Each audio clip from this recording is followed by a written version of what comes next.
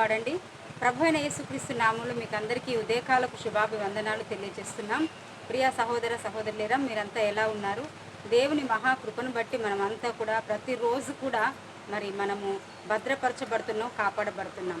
ఇలాంటి కృపా భాగ్యాన్ని బట్టి మనము మన పక్కనున్న వాళ్ళనో, మన ఇంటి వారినో, మనం ఎవరినో మనం పోగడాల్సిన అవసరం లేదు. కానీ జీవము గల దేవుడు మనల్ని కాపాడుతున్నాడని మనం గుర్తుపట్టాలి. ప్రభుల వారు అదే కోరుతున్నారు. సర్వ సృష్టిని ఒక మాటతో కలగజేసి మానవుని చేతులారా తయారు చేసిన దేవుడు, నీవు దేవుని చేత ప్రేమింపబడాలని, దేవుణ్ణి నువ్వు ప్రేమించాలని ఆయన ఆశపడుతున్నాడు. కాబట్టి మనం ఈరోజు కావాల్సిన లేఖన భాగాన్ని మనం చూద్దాం. యెషయా గ్రంథం 44వ అధ్యాయం 3వ వచనములో, నేను దప్పిగల వారి మీద నీళ్లను, ఎండిన భూమి మీద ప్రవాహ జలములను కుమ్మరించెదను. నీ సంతతి మీద నా ఆత్మను కుమ్మరించెదను. నీకు పుట్టిన వారిని నేను ఆశీర్వదించెదను. ఆమెన్, హల్లెలూయా. దేవుని యొక్క పరిశుద్ధమైన నామములో ఎంత గొప్ప అద్భుతమైన మాటలు ఉన్నాయో చూడండి.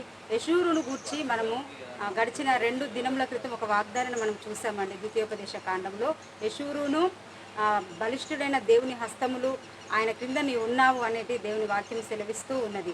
అనగా యెషూరుని దేవుడు ఎంతో ప్రేమిస్తున్నాడు, మంచి వాగ్దానం ఇస్తున్నాడు.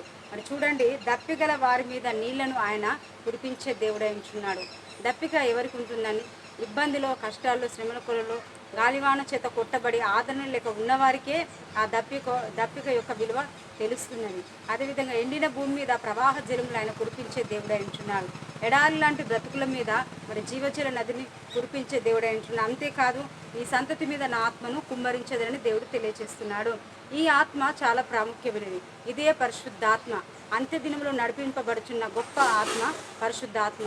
నీ సంతతి మీద నా ఆత్మను కుమ్మరించదును అని దేవుడు తెలియజేస్తున్నాడు. చూడండి, మన సంతతి మీద ఆస్తి ఉన్నదా, ఐశ్వర్యం ఉన్నదా, బాండ్ పేపర్స్ ఉన్నాయా, గొప్ప ధనం ఉన్నదా, బ్యాంక్ అకౌంట్స్ ఉందా, అది కాదండి. మన సంతతి మీద మొట్టమొదటిగా దేవుని ఆత్మ కుమ్మరించబడాలని మనం తల్లిదండ్రులుగా ఆశపడాలి. మంచి చదువులు చెప్పించవచ్చు, మంచి ఉద్యోగాలు ఇప్పించవచ్చు, మంచి ఆస్తి, మంచి ప్రాపర్టీ ఇప్పించవచ్చు. కానీ పరిశుద్ధాత్ముడు నీలో ఉండాలి కుమారుడా, నీలో ఉండాలి కుమార్తె అని మనం వాళ్ళని ఎంకరేజ్ చేసేవారిగా, ఆ వాక్యాన్ని పరిచయం చేసేవారిగా మనం ఉండాలి. అంతేకాదు, నీకు పుట్టిన వారిని నేను ఆశీర్వదించేదను. దీవెన చాలా ప్రాముఖ్యమైనది, ఆశీర్వాదం చాలా ప్రాముఖ్యమైనది. అది ప్రభుల వారి ద్వారా వస్తే ఇంకా చాలా శ్రేష్టంగా ఉంటుంది. భూమి మీద ఎన్ని ఈవులున్నా, ఎంత సంపద ఉన్నా కూడా దేవుడిచ్చే ఆశీర్వాదం గొప్పది. నీకు పుట్టిన వారిని నేను ఆశీర్వదిస్తాను.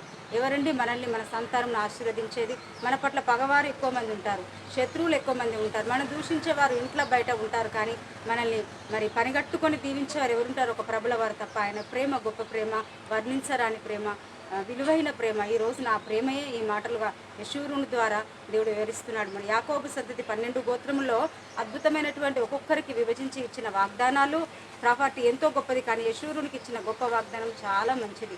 అలాంటి వాగ్దానంతో ఈరోజు నిన్ను కూడా యెషూరుని వాళ్ళు పిలుస్తున్నాడు దేవుడు. నిన్ను ఆశీర్వదించాలని ఆశపడుతున్నాడు. అలాంటి కృప నీకును, నీ పిల్లలకు, నీకు పుట్టబో వారికి, పుట్టిన నీ పిల్లలకి ఆశీర్వాదము కలుగును గాక. ఆమేన్. ప్రార్థన చేసుకుందాం.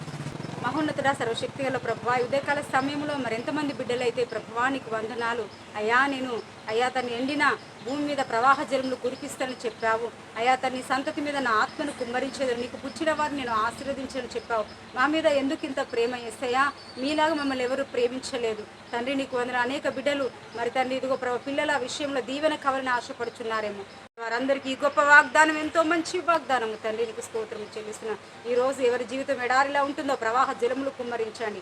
దప్పిగల వారికి ఆయా జీవజల నదిని ఇవ్వండి. ముఖ్యంగా శాపంలో ఉన్నవారికి తండ్రి ఆశీర్వాదం ఇవ్వండి. వారి సంతానకు, వారి పిల్లలకు దీవెన సమృద్ధి కలుగునుగాక.